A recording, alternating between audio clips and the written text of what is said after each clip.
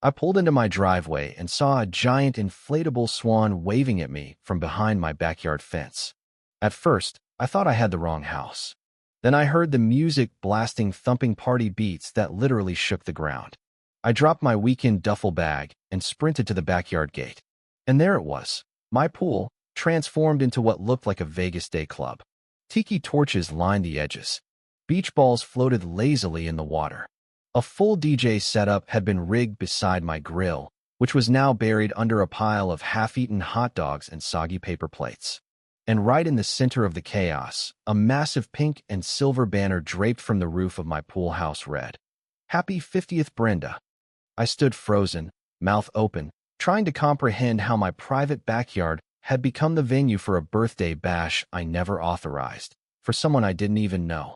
Kids were cannonballing into the water. A woman was holding a tiny, yapping Pomeranian in a pool float shaped like a slice of pizza. A guy in mirrored sunglasses nodded at me like I was just another party guest. "You try the mini quiches?" he called out. "Pretty decent." I didn't respond. My eyes locked on one person, seated in a queen-sized lawn chair under a bright yellow shade umbrella, fanning herself like she was Cleopatra. Susan, the president of our homeowners association, clad in a floral sundress and oversized designer sunglasses. She was sipping from a coconut cup and barking orders at two teenagers who were attempting to string fairy lights across my prize-winning rose bushes. I stormed toward her, stepping over discarded towels and sticky drink cups. "Susan, what in the world is going on here?" She looked up, not a flicker of surprise on her face. "Oh, Mark, you're back early," she said with zero guilt. "We thought you were gone till Monday." I stared at her, disbelief warring with a rising tide of anger. "You broke into my backyard." She laughed lightly, waving her hand dismissively. "Oh, it wasn't locked. And it's Brenda's big day? She's never had a proper pool party before." I looked around at the dozens of strangers trampling my grass, invading my property, shattering my peace of mind. "You have no right to be here," I said, trying to keep my voice calm. "This is my home." Susan rolled her eyes. "It's just for a few hours, Mark. Don't be such a grump. You weren't using it anyway." I turned on my heel and stormed back into the house. Every fiber of my being screamed to call the cops, but I knew Susan. She thrived on drama. She'd spin it as a community event. She'd act like I was the one ruining someone's milestone birthday. I needed proof. So, I pulled up my home security app. Sure enough, the footage was gold. At 9:27 a.m., Susan was clearly seen cutting the padlock on my backyard gate with a pair of bolt cutters. An hour later, a catering van arrived. At noon, she was caught rearranging my patio furniture. She even brought in a professional photographer. This wasn't some spontaneous, neighborly gathering. It was a full-scale, organized invasion. I watched footage of her giving the DJ a sound check, pointing to my outdoor fridge when asked about drinks. My eyes widened when I saw people entering my house through the back door, likely left open during the chaotic setup. I fast-forwarded and saw a group of guests helping themselves to snacks in my kitchen. My stomach twisted when I saw someone drying off with what was clearly my favorite bath towel. But the final straw? A toddler, no older than 3, peeing directly into my Yeti cooler that was floating serenely in the pool. I felt my eye twitch. That cooler was a gift from my sister. It was not supposed to double as a portable toilet. I stepped outside again, my jaw tight, and locked eyes with Susan. She was now having her feet massaged by a woman I didn't recognize. "You let people into my home?" I asked, my voice dangerously cold. She gave me that same dismissive smile. "Oh, come on, Mark." Brenda needed to change. And it was just the bathroom. "You broke in. You cut my lock. You opened my home to strangers." I snapped, the dam of my composure finally breaking. "This is illegal, Susan." Her smile tightened. "Don't be so uptight. It's community spirit. You really should lighten up. It's just a pool." "Just a pool?" "No, not just a pool. That pool was something I'd saved for, worked overtime for, designed meticulously with my cousin Leo, who happened to be a brilliant mechanical engineer. It wasn't just a pool. It had features, special ones, including a certain system we'd installed last summer but never actually tested with people inside. It was time. I walked to my shed and unlocked the hidden panel behind the gardening tools. Inside was a secure case containing a remote and a single, ominous button labeled Surge Mode. max. Leo and I had built it for fun, a hydraulic system powered by underdeck jets capable of generating powerful, artificial waves. Great for solo surf practice, but it could also turn a calm, inviting pool into something that would make a cruise ship passenger lose their lunch. I hesitated for a fraction of a second. Was this too far? Then I remembered the video of Susan sauntering through my kitchen like it was hers. I thought of the kid in my cooler, the floating cake crumbs, the strangers defiling my grill. I pressed the button. The wave machine didn't activate instantly.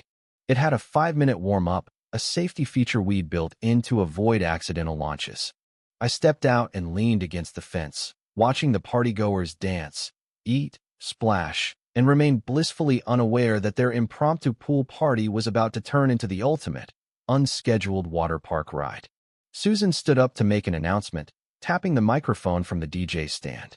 Everyone, quick group photo by the pool. The guests gathered along the edge, smiling, laughing. The photographer backed up to fit everyone in the shot. Then, the pool lights flickered. A low hum filled the air. The water started churning. The humming grew louder, but no one seemed to notice. The photographer waved to the group and counted down. 3, 2, 1, smile. Right then, the first surge hit. A small, playful wave rolled through the pool, catching the guests off guard. One of the inflatable chairs tipped over, sending a guest splashing backward into the water. Laughter erupted. They thought it was part of the fun. A few even cheered and jumped in, thinking the pool had some kind of special party setting. Susan, still gripping the microphone, chuckled nervously and said, "Looks like the birthday girl brought the beach with her." But then came wave 2. Stronger, more aggressive. The unicorn float shot across the pool like a torpedo. The beach balls slammed into faces. The giant inflatable swan flipped entirely, dunking the woman with the yapping Pomeranian into the deep end. The dog, now free from the float, paddled frantically toward the steps. Susan's smile faltered. Another wave surged, this one tall enough to crash over the edge and knock over a stack of paper plates. Tables shook. Plastic cups flew into the air. The DJ, realizing something was seriously off, reached to protect his equipment, but it was too late. A loud crack echoed as one of the speakers sparked and died with a puff of acrid smoke. Screams began to replace laughter. People scrambled out of the pool, but each new wave made the deck slicker and harder to navigate. One man slipped, sending his plate of nachos flying across the lawn. A kid's float zipped past a group like a runaway bumper car, knocking over a decorative cake stand.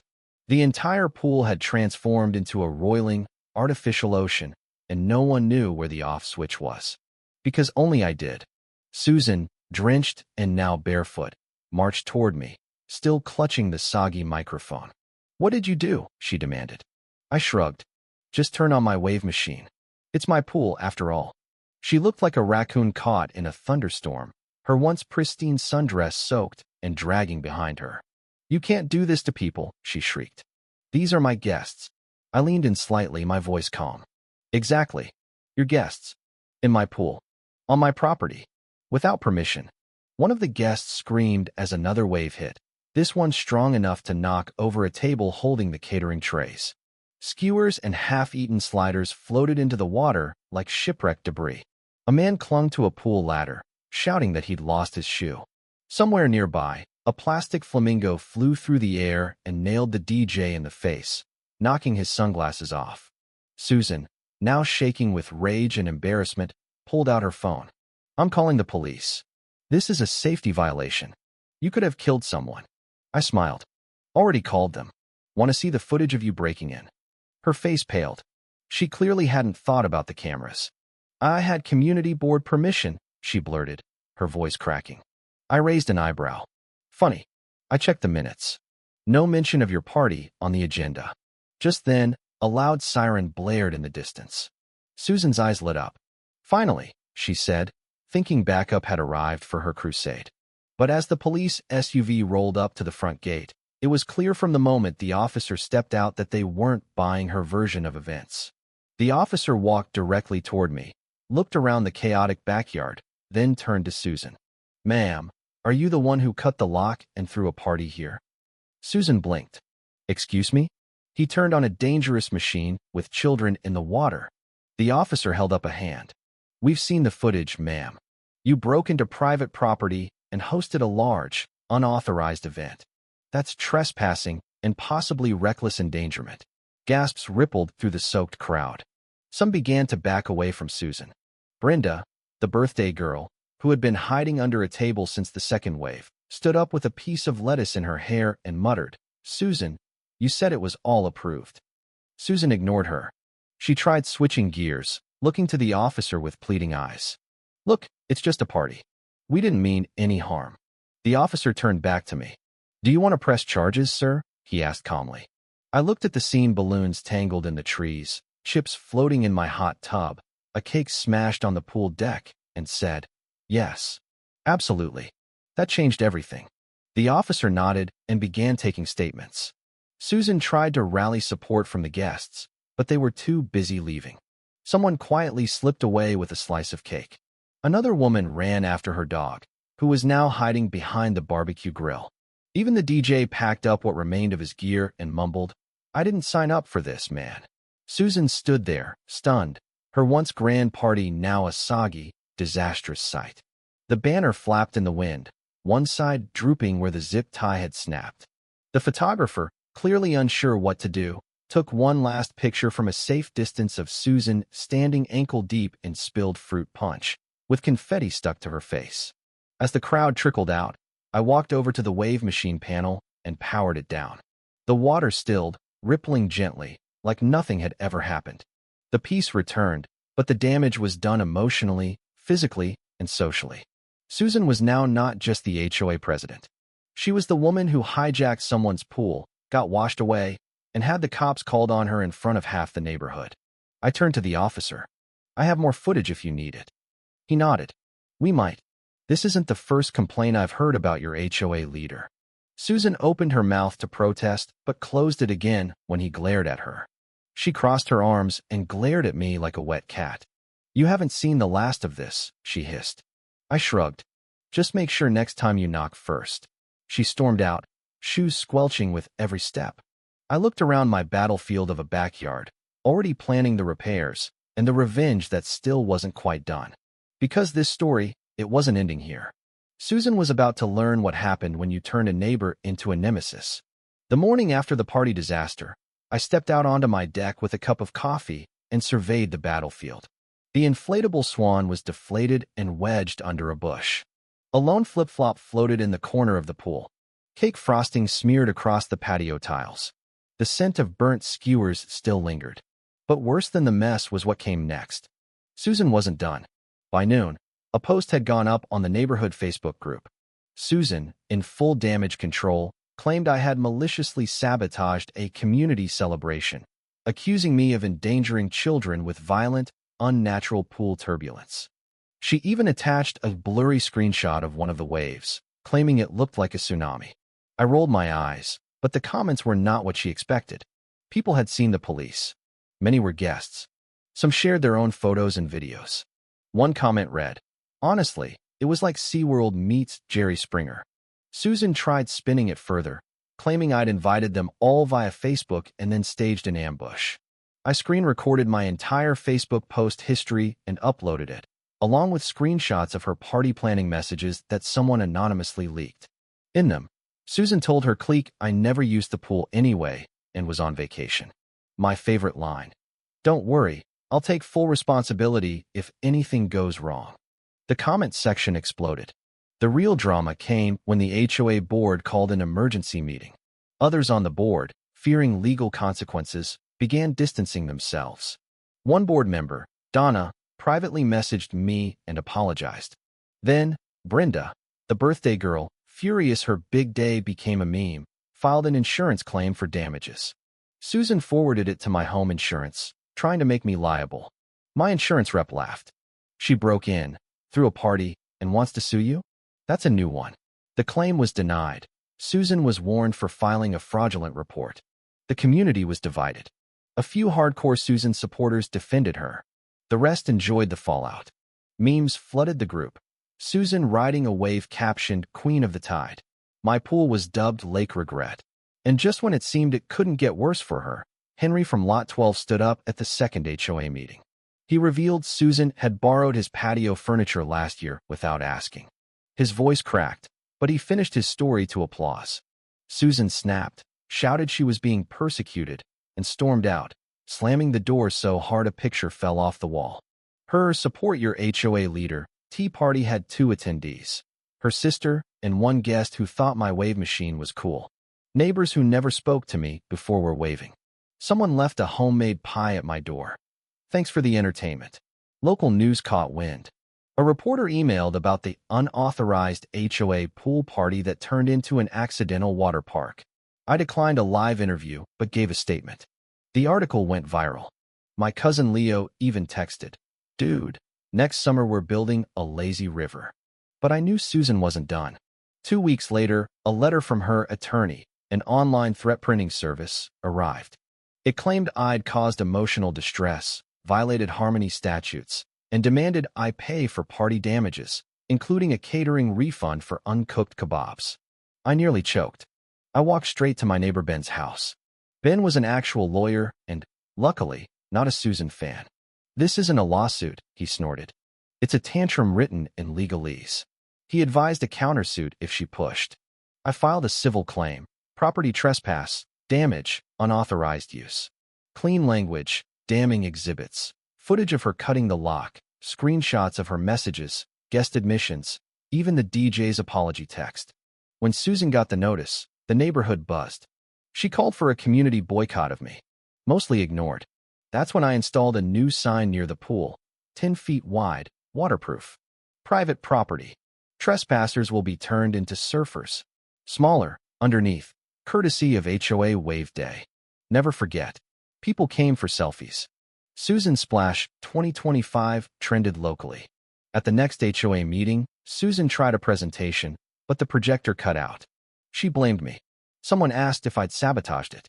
"No," I replied, "but I do recommend a surge protector next time, especially around pools." Chuckles. Then, an unagendized motion. Remove Susan as event coordinator. One member, done with the drama, said she'd had enough of being associated with someone who confuses community events with home invasions. Unanimous vote. Even her 2 former supporters abstained. Susan stood frozen, muttered about legal retaliation, and stormed out again.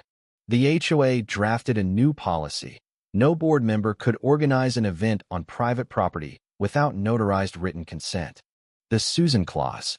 Passed immediately. A small-town news site picked up the updated story. National headline. HOA president throws unauthorized party in neighbor's pool, gets hit with a legal tsunami. My inbox blew up. Sponsorship offers, radio invites. I declined most, but one brand sent waterproof speakers for your next wave. As for Susan, she vanished. Hedges grew wild, porch lights off. Rumors swirled. I didn't care.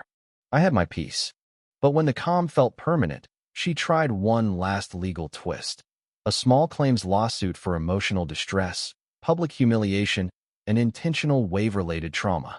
She was suing for $5,000, including printed memes as evidence of permanent psychological damage. Ben agreed to represent me for free, mostly for amusement. On hearing day, I wore a polo. Susan arrived in an oversized blazer, flanked by Brenda. The judge, tired-eyed, read the case. Wave-related trauma, this one's new.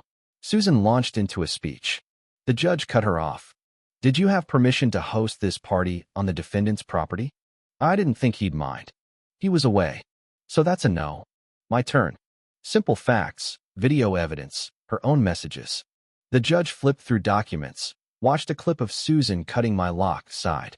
This is not a case of emotional trauma. This is trespassing and poor decision-making. Karen protested. He silenced her. Case dismissed. She stood, stunned. Brenda gently tugged her sleeve. They shuffled out. Ben patted my back. "You just won HOA history." Back home, the HOA officially removed Susan. A new neighbor, Nina, actually asked permission. Karen's house looked neglected. Weeds, tangled lights. She became a myth. Greg from Lot 12 sent a thank you card, a flamingo on a surfboard. Brenda even apologized at the grocery store. The wave machine stayed. Rarely used, but ready. The sign on the fence now read, "Welcome to the pool." Unless you're Susan. One afternoon, Nina knocked. You might want to see this. A letter. Susan requested to host a small garden brunch on HOA property. She wants to make a comeback. I sighed. Let her plan whatever she wants, as long as it's not on my lawn. Susan tried, but the neighborhood had changed. She faded. I hosted one final open pool day, safe, tame waves. When it ended, I sat back, content. Not because I'd won anything big, but because I got my peace back. Sometimes, the greatest revenge isn't drama. It's knowing you didn't just survive the storm. You became the one who controlled the tide.